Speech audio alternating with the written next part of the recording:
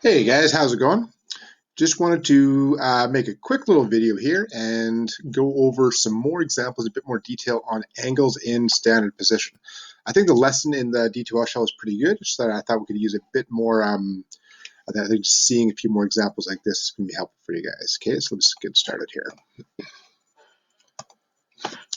All right, so when we talk about an angle in standard position, is that really what we're trying to do is we're starting to link the trigonometry that you guys learned in Math 10 with coordinate geometry. That means kind of attaching it to an x and a y axis.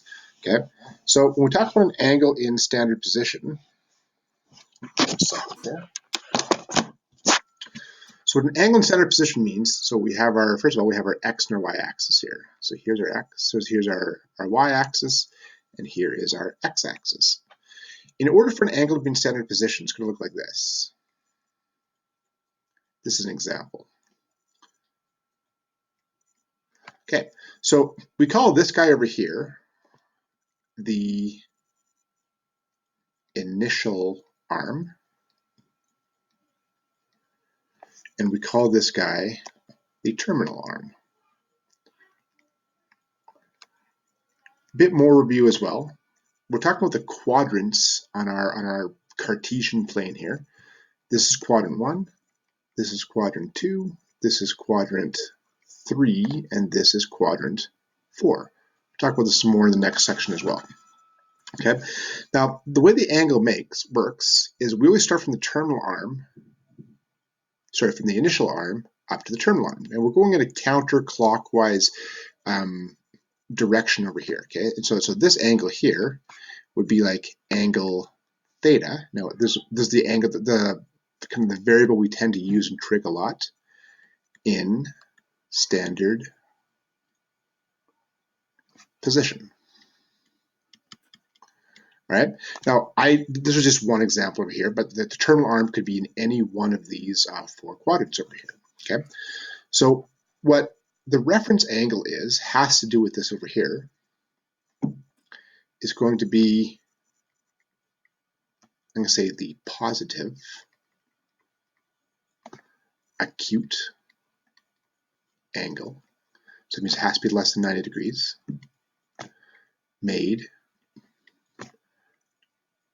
with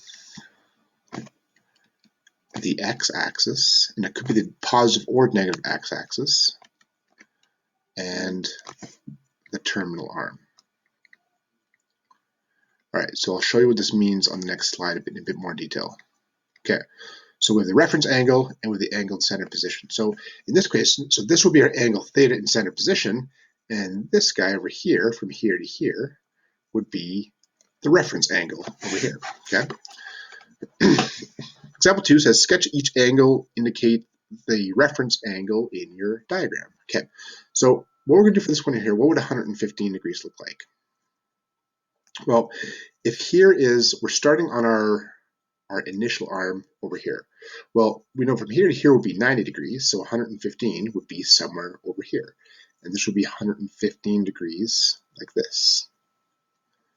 Okay, so this is where our angle in standard position is going to be. So sometimes we call this the angle in standard position. And sometimes we call it the rotational angle.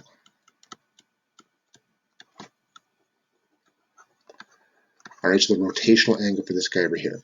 Now in this case, what our reference angle is going to be this angle right here.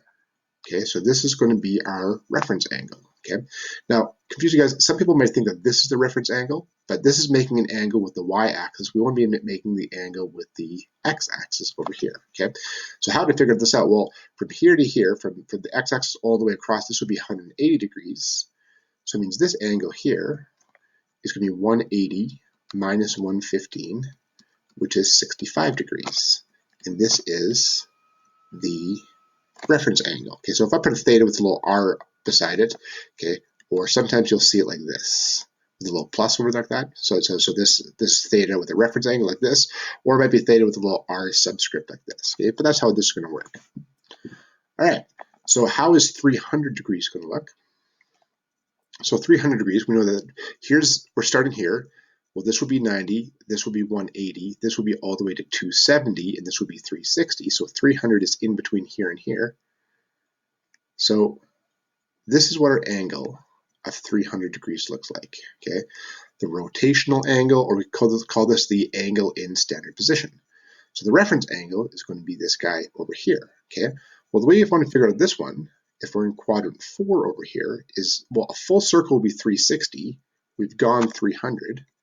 So our reference angle is going to be 360 minus 300 equals 60 degrees. So it's this guy right here.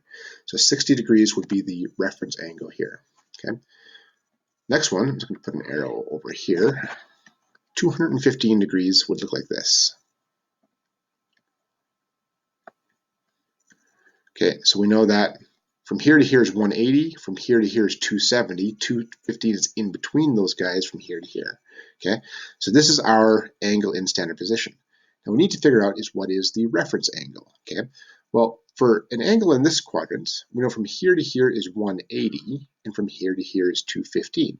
So to figure out this angle from here to here, we're going to go 215 minus 180 equals 35 degrees. Okay, so that's this angle right here is 35 degrees. That's the reference angle for this one. So the angle in center position is 215. The reference angle is 35. All right, 62 degrees. Well, this is kind of, I'm going to say, a trivial case over here, because so here's 0, here's 90. 62 would be like over here. Okay, well, in this case, the reference angle is also 62, okay, because we're making the angle with the terminal arm and the x-axis. So if we're in quadrant 1, the angle and the reference angle are actually the same thing.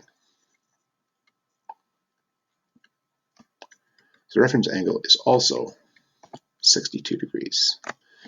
All right, so here's example 2. Example 3, you'll see questions like this. So this question says, sketch the angle that has a reference angle of 25 degrees that terminates in quadrant 2. All right, so what's going to be over here? So again, we have quadrant 1, 2, 3, and 4. Okay, so that means our terminal arm, so our initial arm starts over here, and then our terminal arm is going to be in quadrant 2. It terminates in quadrant 2, that means it kind of goes in this way over here. Now what we're saying is, this is definitely not to scale diagram over here, but the reference angle is 25. Okay, so the trick sometimes is some people are going to think that this is the reference angle. It's not. It's going to be this guy over here. This is the reference angle. Okay, now if this is our reference angle, we want to figure out, well, what's this angle over here? Well, we're going to do that by going 180 minus 25 equals 155 degrees. Okay, so that's what this angle looks like over here. Sketch the angle that has a reference angle of 75 that terminates in quadrant 4. So quadrant 4 is down here. So there's my terminal arm like this, and the reference angle is 75. Okay, so for reference angles, we make that with the x-axis and the terminal arm. That's 75 degrees here. So that means this is going to be our angle in standard position from here all the way around to here. Okay, and to do that, well, one full circle is 360, but we're subtracting 75. 360 minus 75 is 285 degrees. So 285 degrees is this angle over here. Okay, reference angle of 10 degrees that terminates in quadrant 3. So quadrant 3 would be 1, 2, 3 down here. Okay, so there's our terminal arm. Our reference angle here is 10 degrees. That means our angle in center position will be from here all the way to there.